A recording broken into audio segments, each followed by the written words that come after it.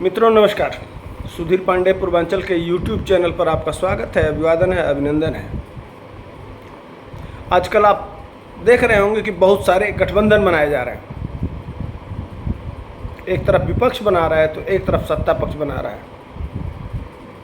आखिर क्या कारण हो सकता है?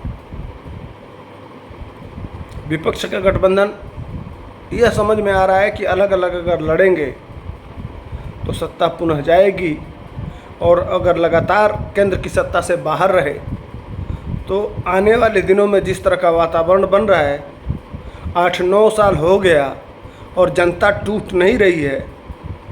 जनता में जनभावना अभी उसी तरह से बनी हुई है केंद्र सरकार के प्रति, नरेंद्र मोदी के प्रति।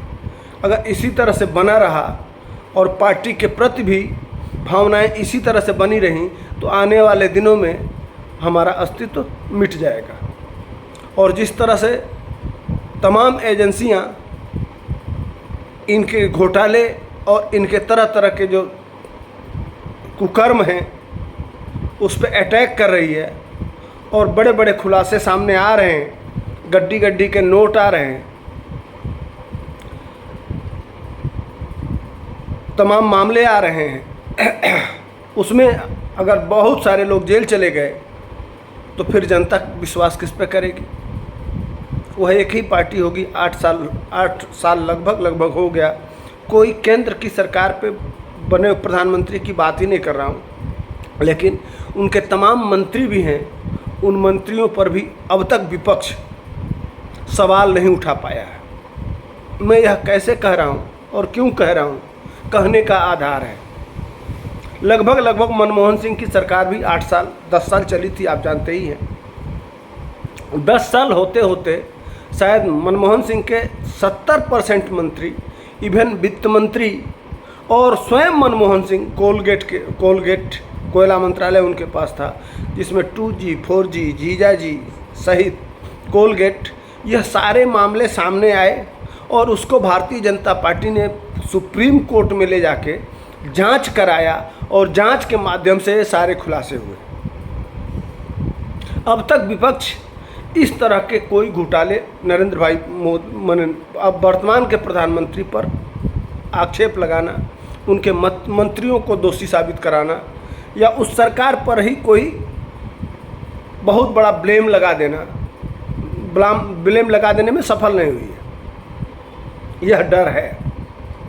वहीं लगभग विपक्ष के जो इस समय ममता बनर्जी हैं, ममता बनर्जी के भतीजा, उनके एक मंत्री के घर शिक्षा घोटाले में गड्डियों का नोट,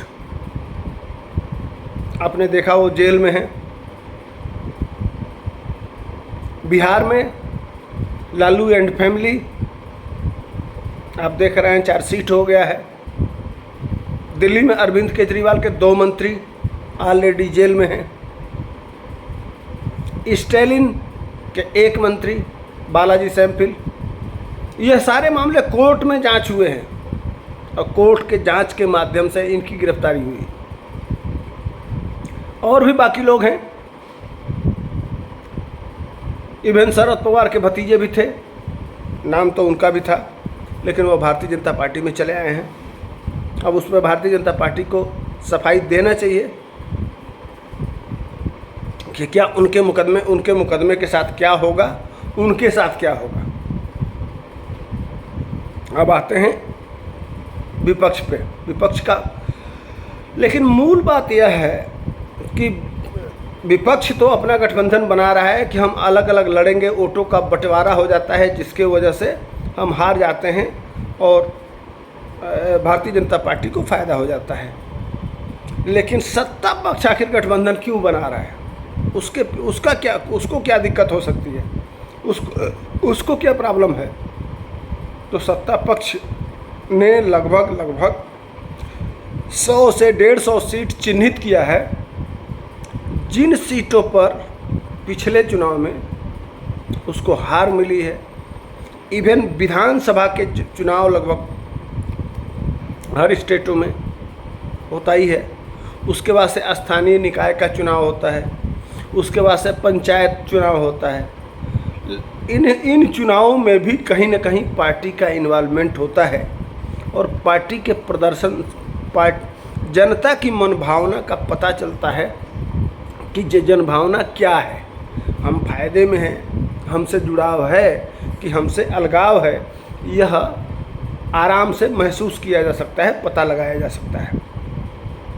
तो इस तरह के 100 से 150 सीट ऐसी है जहां स्वयं को कमज़ोर पा रही है भारतीय जनता पार्टी, और उसी कमजोरी को मजबूत करने के लिए वहाँ जितनी पार्टियाँ, छोटी छोटी पार्टियाँ हैं, उनसे अलायंस करके और वहाँ लोकल में मजबूत होना चाहती है। जैसे कि उत्तर प्रदेश के विगत विधानसभा के चुनाव में पूर्वांचल के लगभग 12 इस समय के लोकसभा के 12 सीटों पर बहुत ज़बरदस्त हार मिली थी। इसमें मऊ, गाजीपुर, आजमगढ़, बलिया, यह सारे इलाके जो थे, इवन बनारस को छोड़ दीजिए तो उसके आसपास जितने ज़िले हैं उसमें करारी शिकस्त मिली थी।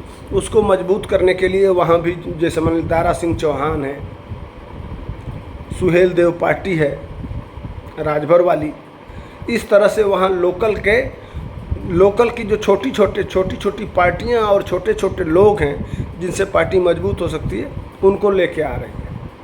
अब चलते हैं बिहार में भी। बिहार में 40 सीट है। उत्तर प्रदेश और बिहार को जोड़ दें तो 80 और 40 120, यहीं से जो बूम मिलता है, यह कहा भी जाता है कि उत्तर प्रदेश और बिहार से दिल्ली का रास्ता खुलता है और दिल्ली की गद्दी मिलती है। तो बिहार में चलते हैं। बिहार में जानते हैं कि बहुत नीचे तक जातिवाद भरा पड़ा है, मैक्सिमम वोट जाति के आधार पर पड़ते हैं। इस तरह से भारतीय जनता पार्टी के पास अपना कोर वोट तो है जो राष्ट्रवाद, और राष्ट्रवाद के साथ जो इस अंतर्राष्ट्रीय स्तर पे जो छवि बनी है भारतीय जनता पार्टी की, उसका एक वोट बैंक है। और कुछ खास कास्ट और जातियां हैं जो राम मंदिर के नाम पर, हिंदुत्व के नाम पर भारतीय जनता पार्टी के साथ हमेशा लगी रहती है। इसके साथ साथ अब अन्य वोट आपको परसेंटेज में इकट्ठा करना पड़ेगा।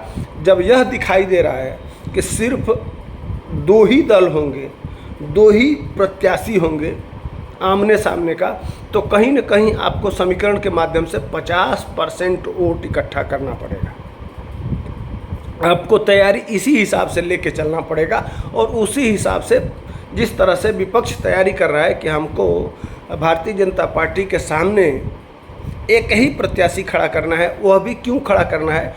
इसलिए कि पिछले चुनावों में जो मिले मत हैं उस आधार पर हम चाह रहे हैं कि एक प्रत्याशी होगा और जितना वोट पिछली बार मिला है उतना वोट अगर हम पुनः खड़ा कर लेते हैं तो एक अच्छी फाइट दे सकते हैं। इसलिए कि अगर पूरे देश स्तर पे वोट गिनेंगे तो लगभग विपक्ष को भी 22 लाख कुछ वोट मिला था और सत्ता पक्ष को भी 22 करोड़ कुछ वोट मिला था और सत्ता पक्ष को भी 22 करोड़ के समथिंग वोट पड़ा था। अब जो सत्ता पक्ष है वह वोट के परसेंटेज को बढ़ा के लगभग 50% के आसपास ले जाना चाहती है।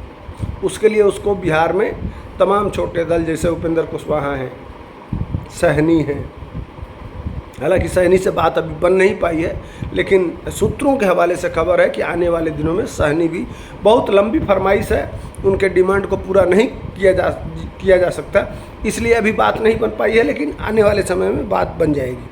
उपेंद्र कुशवाहा हैं, जीतन राम मांझी हैं, चिराग पासवान हैं, उनके चाचा हैं। इस तरह से छोटे दलों को मिला के लगभग यह मत और उसका अपना मिला हुआ मत के आधार पर, और एंटी इनकन्वेंसिंग बहुत ज़बरदस्त है नीतीश कुमार के साथ, उसके साथ आरजेडी के ऊपर जो भ्रष्टाचार का एलिगेशन है और पिछले जंगल राज और वर्तमान का वातावरण, यह संकेत दे रहा है कि जनता बहुत उबाल में है।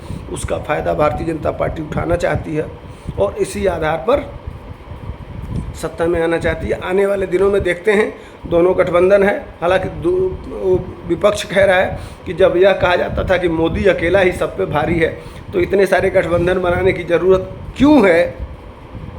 और इधर से जेपी नड्डा यह कह रहे हैं कि हम तो किसी को कभी बाहर थोड़ा किए थे, हम तो हमेशा कहे थे कि हमारे पास अलायंस है, जो आना चाहता है वो आए। अब भारत के डेवलपमेंट और विकास के जो हमारे फार्मूले हैं और जो हमने काम किया है, उस आधार पर जो पार्टियां डेवलपमेंट को देख के वापस आना चाहती हैं, तो उनका स्वागत है। यही दो मुद्दे हैं। आने वाले दिनों में देखते हैं कि क्या क्या आता है सामने। जो जो आएगा वो आपके सामने प्रस्तुत करेंगे। जय हिंद।